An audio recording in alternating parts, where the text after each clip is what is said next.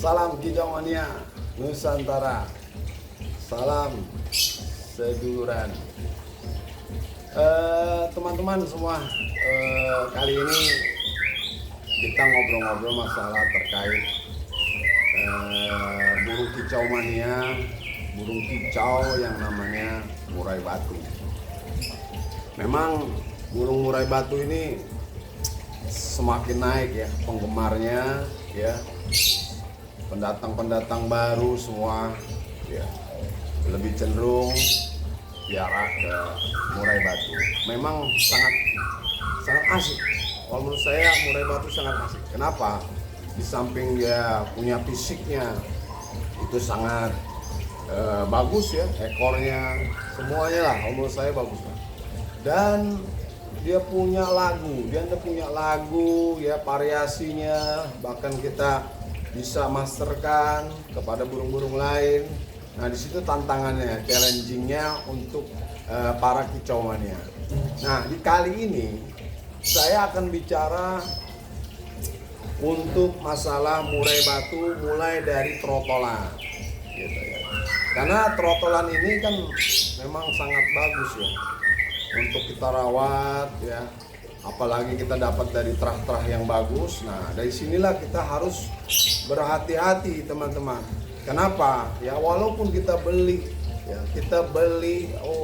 murai batu yang memang dari terah yang bagus, namun hati-hati teman-teman.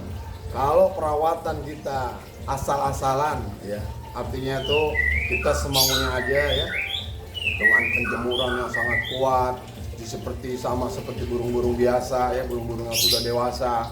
Nah, disinilah catatannya buat teman-teman bahwa burung trotolan itu burung yang memang dia baru anak burung ya, yang di situ dimana hanya baru dari terahnya kita mengetahui bahwa burung ini adalah terah yang bagus, yang kualitas. Nah, namun yang perlu kita garis bawahi adalah perawatannya yang konsisten. Perawatan yang memang berkesinambungan hari demi hari gitu. Kalau menurut saya sih, kalau untuk trotolan kita rawat sehat dulu. Kita rawat sehat untuk penetapan jangkrik maupun krotoknya kita melakukan standar dulu ya. Jangan pakai ada macam-macam, penjemurannya juga cukup ya, misalkan 15 menit atau 10 menit asal dia hangat begitu. Dan jangan kita memberikan burung-burung di trotolan itu ekstra puding yang berlebihan. Kenapa? Kita khawatirkan dia over semuanya, baik itu over emosi maupun over birahi. Setelah nanti dia menjadi pastolnya, lepas trotol itu. Nah, disinilah teman-teman yang harus berhati-hati dalam merawat trotolan. Seperti itu teman-teman. Karena kalau menurut saya ya cukup asik ya, cukup menantang ya. Artinya kita dari hari, minggu, bulan sampai kita bisa menyatakan burung ini sudah mulai berani kita turunkan ke lapangan.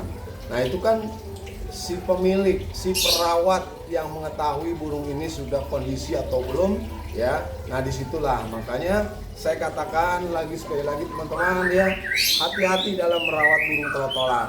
Kenapa? Karena di situ adalah penentuan untuk burung kita supaya kedepannya pastolnya dan berikutnya itu menjadi bagus begitu. Jadi kita ya harus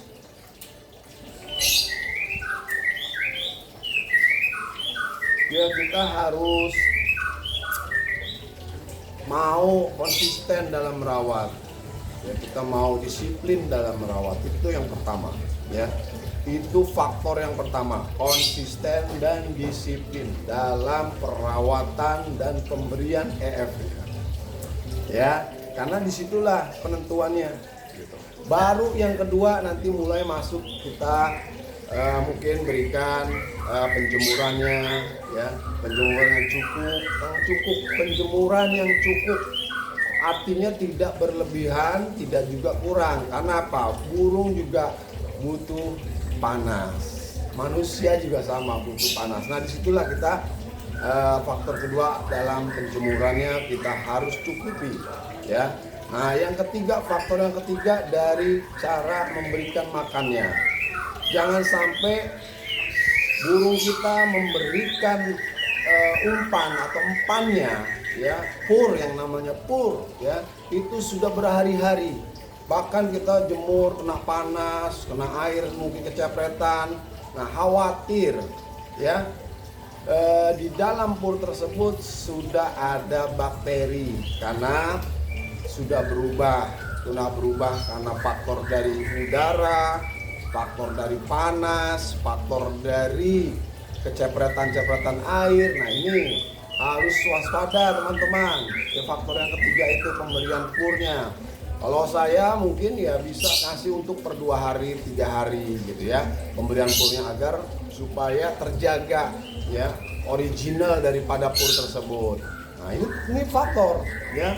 Itu yang ketiga. Yang keempat, faktor dari mulai peristirahatannya, ya. Burung kita harus istirahatkan yang baik, jangan dikit-dikit buka, di tenteng-tenteng ke sono ke sini kemari ke sono, jangan. Ya, kalau menurut saya cukup kita, ya, bukan nggak boleh. Jadi kita artinya kalau kita kan ajak main burung ini kan hanya sekali-sekali aja.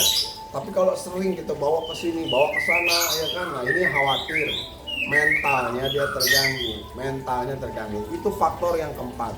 Nah, faktor yang kelima, ya, usahakan dia naruhnya satu tempat dan jangan dekat dengan burung-burung yang gacor, artinya yang sudah usia.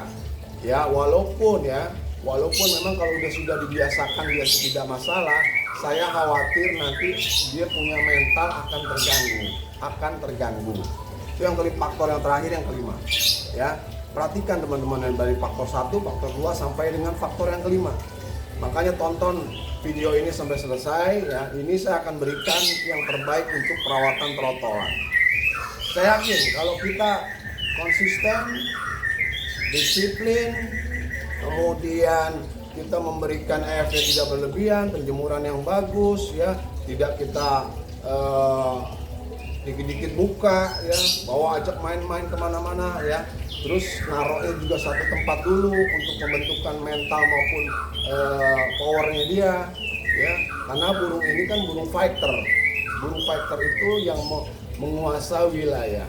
Nah, jadi kita ajarkan dia supaya mengetahui bahwa penempatan itu sebagian dari rumahnya dia, dari tempat wilayahnya dia, supaya mentalnya tetap terjaga dan bagus perkembangannya. Begitu teman-teman. Ya, mudah-mudahan kalau teman-teman yang punya pastol, ya, yang punya trotolan menuju pastol, kalau kita lakukan faktor-faktor tersebut, insya Allah hasilnya akan membuat kita senang. Hasilnya akan membuat kita tersenyum tertawa bahkan, dan bisa bersaing kepada burung-burung pastol yang lainnya. Oke? Siap untuk melakukan konsisten dan disiplin dalam perawatannya. Insya Allah, see you teman-teman semua dimanapun berada. Jumpa lagi nanti di next, ya, di episode kedua. Saya akan berikan lagi panduan-panduan trotol maupun pastol untuk menjadi burung juara. Oke, terima kasih. Salam kicau mania. Waalaikumsalam warahmatullahi wabarakatuh.